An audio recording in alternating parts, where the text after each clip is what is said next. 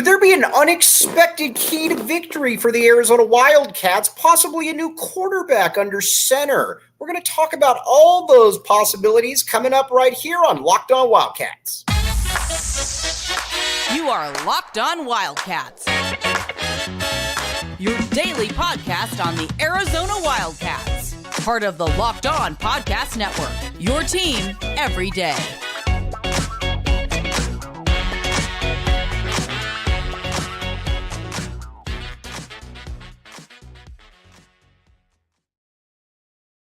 Keep it at Locked On Wildcats and making this your first listen of the day. I'm your host, Mike Luke. All right, Arizona, Washington is here, my friends. All right, what is going to happen in this game for the Wildcats and what needs to happen for a victory?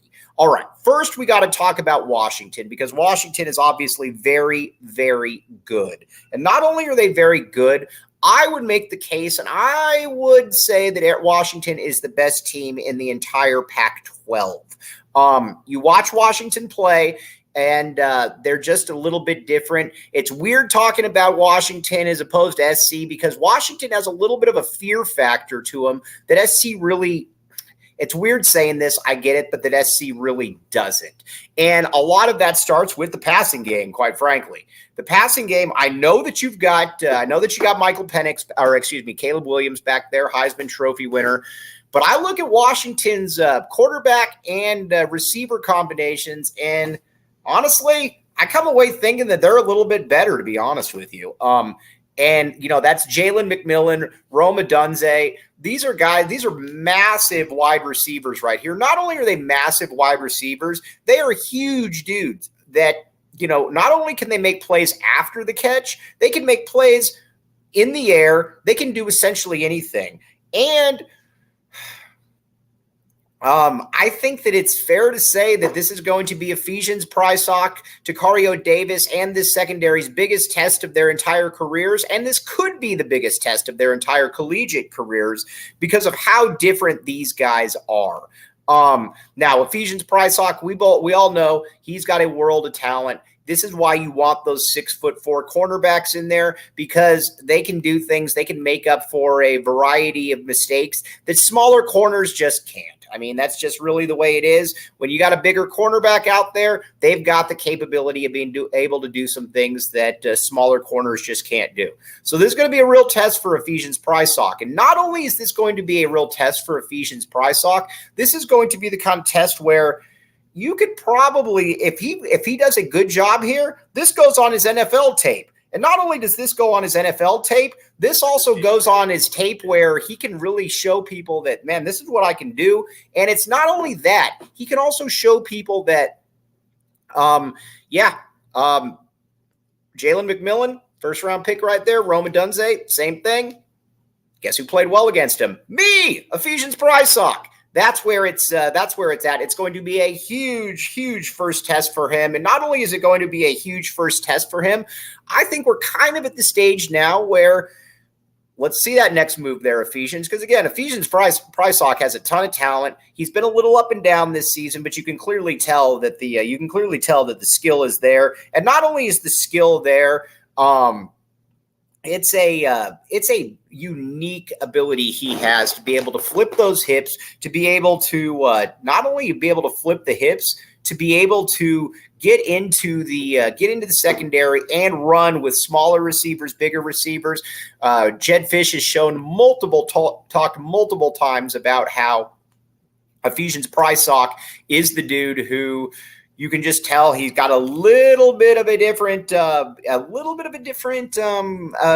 swag to him, and you can see why he was a 4-star kid coming out. I think that's the matchup of the game right there. Now again, Arizona's likely going to go in their dollar formation right there, where you're going to have 5 or 6 DBs out there at all time. I could see him going with 3 safeties, what have you.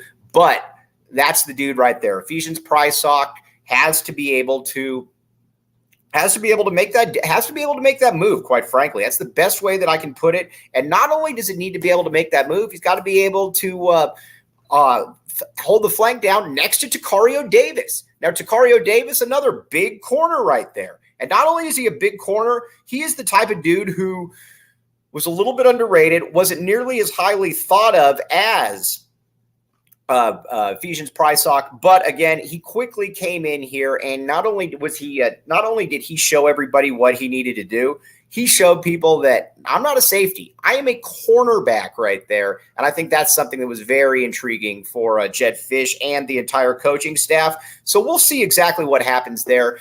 But those two dudes right there, those are two huge keys to the game. We're going to get to Noah Fifita there in a second, but those are the two guys right there. Now, the rest of the secondary, we've talked about it nonstop. Gunnar Maldonado. What do you do with Gunnar Maldonado?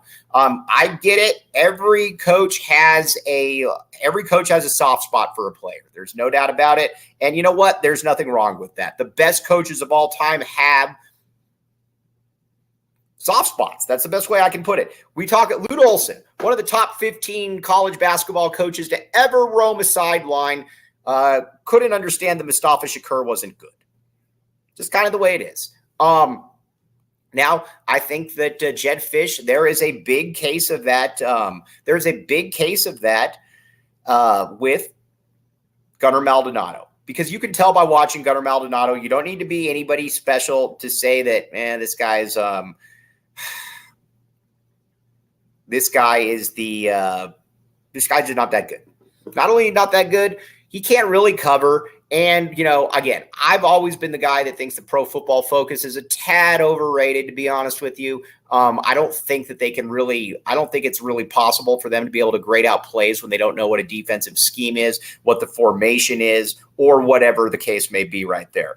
But I will say that when you are ranked as the second worst safety in the entire country, or the second worst DB, and you're ranked as one of the top three worst defensive players in the entire country, that's not a good thing. And you look at it, what teams are doing, they go right after Ephesians, or not Ephesians Prysock. They go right after Gunnar Maldonado. And I think the big part of it is that he just looks out of place. Just not that dude. You look at Dalton Johnson back there, he's not continuously getting beat. You look at Isaiah Taylor, same way. Now, I'm not saying these dudes are Ed Reed, but I'm also not sitting here saying that they're Gunnar Maldonado either. You got to figure out what to do with Gunnar Maldonado, and I think this is going to be a huge problem from basically every team that's playing Arizona going forward here. And you got to find out what you're going to do with that one right there. Again, I'm not really sure what the case may be. All right, now we're going to get into the defensive line, and then we're going to save the big part for the second part of the show. But first, Nutrafol. All right, here's the deal. Use code LOCKEDONCollege for $10 off your first month subscription. Shop now at Nutrafol.com/men. As you get older, you start losing your hair. You start, just getting a little bit older. Nutrafol says you don't need to do that. Nutrafol says you can be better. You can be a better man, and we are here to help you. Again, check it out. Nutrafol.com/men. And again, use Locked On College for $10 off your first month subscription. You will thank me later. All right, we're going to take a quick little break. We're going to come back with you, and we're going to talk about the linebackers and the defensive line. Then we're going to get to the offensive side of the ball.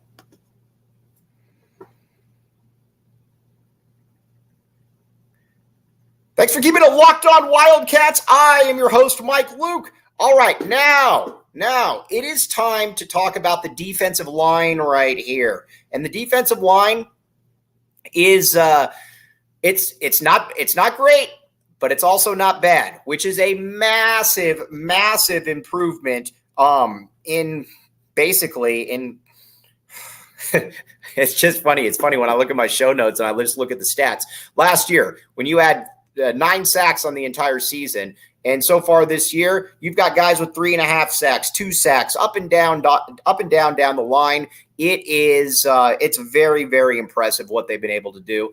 Now, it's going to be a different animal against Washington. I think we all know that. And not only do we all know that, it's going to be a spot where the Wildcats are going to this is going to have to be a bend but don't break. But you got to have Taylor Upshaw. Taylor Upshaw's got to continue to make plays out there. And not only does he need to continue to make plays, he needs to continue to get after the quarterback. He's been the dude that has been able to not only be able to stop and contain the edge, but he's also been able to get after the quarterback. Like I said, the one thing about him is that I think it's fair to say right now that Upshaw has been probably the best, has probably been the best pass rusher that Arizona has had during the Jedd Fisch era. Now, we talked about it. Wanting to get somebody in here that could possibly replicate what Hunter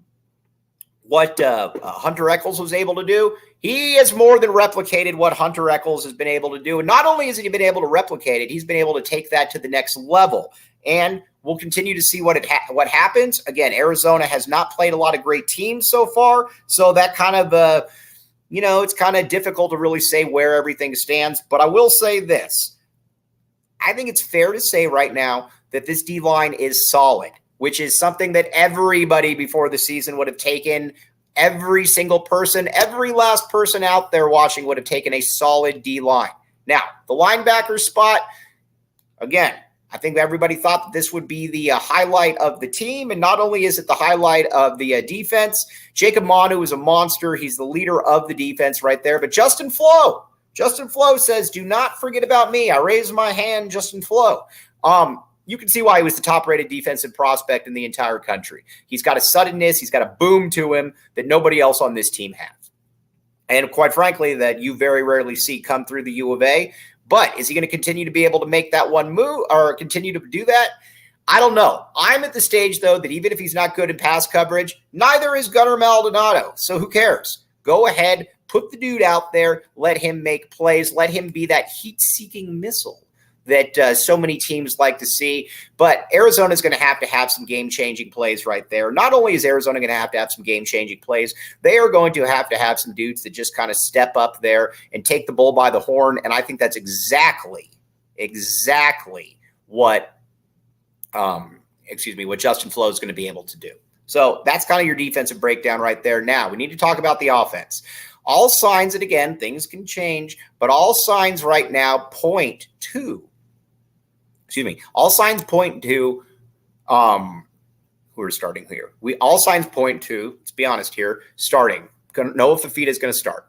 And again, while things can change, I have a lot more confidence in Noah Fifita than I do Jayden de Laura. When you watch Jayden de Laura, there's some real sure, he can run around, he can sling the ball. There are some real things to like about Jayden de Laura, but the biggest problem is you feel like this offense is kind of sputtered. It feels like you haven't really gotten that much better. And not only have you might have regressed. Now you could say, is it the legal stuff hanging over his head? Whatever the case may be. I don't know what it is, but as far as on the field, he has not been good. And not only has he not been good, you kind of feel like the team is really kind of ready for that Noah Fifita era to start.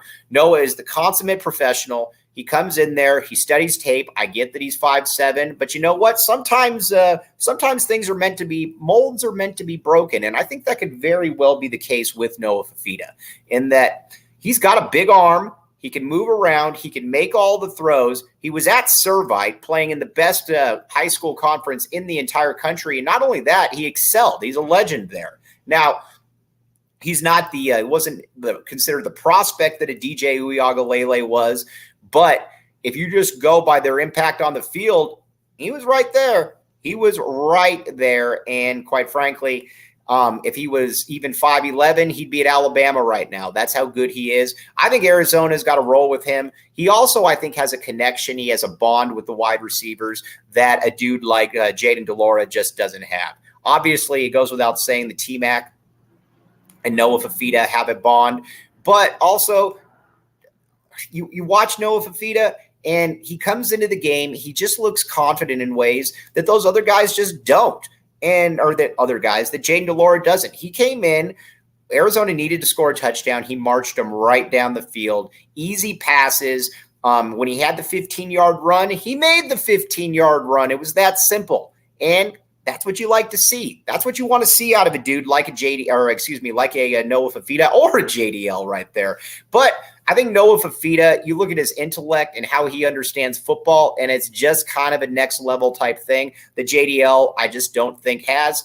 And I think if you were to poll this team, you would probably find that the majority of these players would like to see Noah Fifita at the quarterback spot. He's an easy dude to root for. Not only is he an easy dude to root for, he's a winner. He's shown that time and time and time again.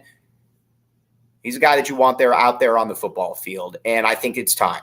Now, listen, I think Arizona's going to get boat raced by Washington. I'm not going to sit here and say they aren't, but I also think that it's time to put him out there because let him take his lumps, because I think by the end of the season, you're going to see that this dude is going to be Arizona's quarterback for the next 3 years. And not only is he going to be Arizona's quarterback for the next 3 years, he's going to be the player that guys kind of gravitate towards, that everybody wants to kind of be like Noah Fifita. You want to come play with Noah Fifita. And again, he's got a big-time reputation in California, and the dudes that he brought along with him, they can all play. Obviously, Kean Burnett, T-Mac, Jacob Manu, all these dudes are ballers. And when you got a little bit of credit, when you got a little bit of gravitas like that, that's a good thing right there.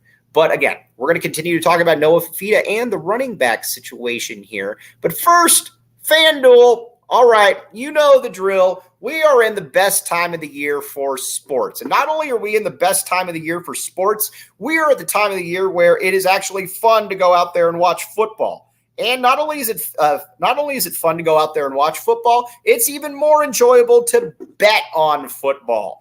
A big part of it, too, is being able to have a little bit of money in the game right now. Now, a big part of that also is FanDuel, because you need somebody right there that can actually put that down and say, all right, we're going in there, and here's the place where your money is good. FanDuel.com/LockedOnCollege. You will thank me later for everything. I guarantee you that.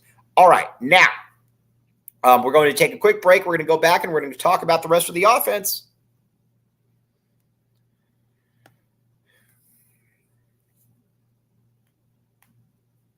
Thanks for keeping it locked on Wildcats and making this your first listen of the day. I am your host, Mike Luke. All right, now, what do we all need to know about the rest of the offense right here? Looks like Michael Wiley is going to be out for a while.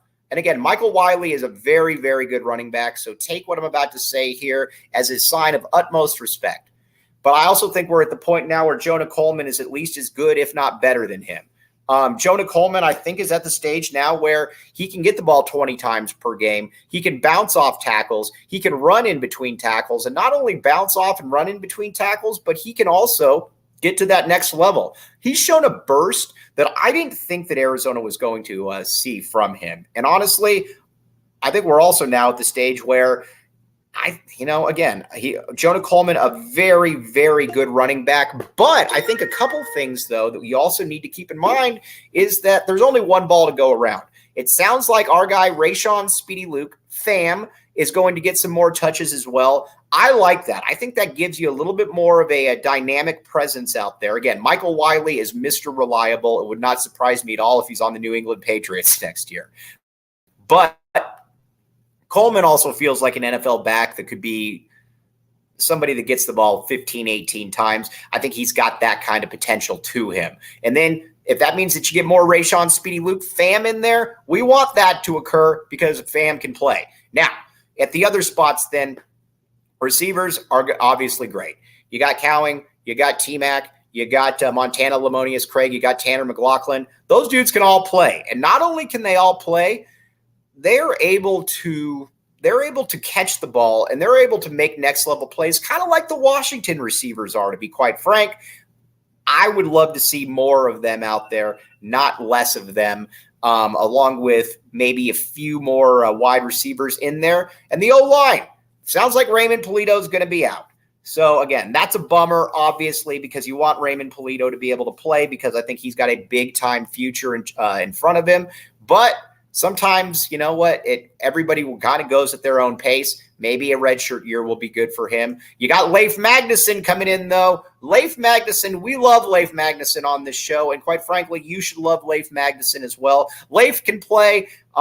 He, like Joe Borjon, is kind of that ultimate kind of swing guard tackle that you feel you'll feel more than okay if he's got to go out there for a couple games. And I think you're going to see Leif out there right there. Big shout out to Quinn Magnuson as well. All right, but that's kind of where the line is. Jordan Morgan, Jonas Savanea, I feel more than comfortable with both of those dudes at the tackle. Obviously, I think those are both first-round picks. We've talked about Jordan Morgan a great deal and how good he is, and that he's 22 on NFL draft charts right now. He's going to be a first-round pick. I also think that it's probably fair to say that Jonas Savanea is going to be an even higher pick than him. So the tackles are good.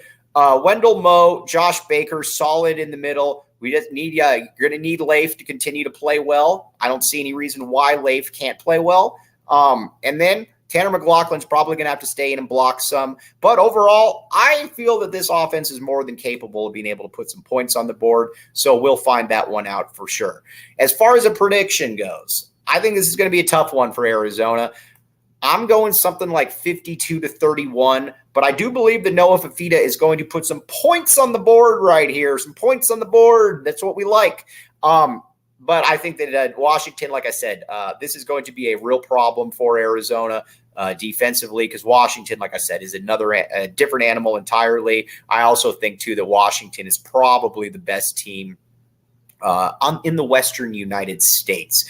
If they were to be in the college football playoffs, it would not surprise me in the least. That's how good they are. So this will be an interesting barometer, an interesting measuring stick here for the University of Arizona. All right. On that note, though, you guys have a great rest of your weekend. We'll be back with you on the post-game show, breaking it all down, talking about Arizona, Washington, and everything that did occur out there. But again, this is a big-time game for Arizona, a lot of moving parts, and we're going to continue to talk about that. But on that note, you've been listening to Locked On Wildcats. Thanks for making this your first listen of the day. We will be back with you tomorrow.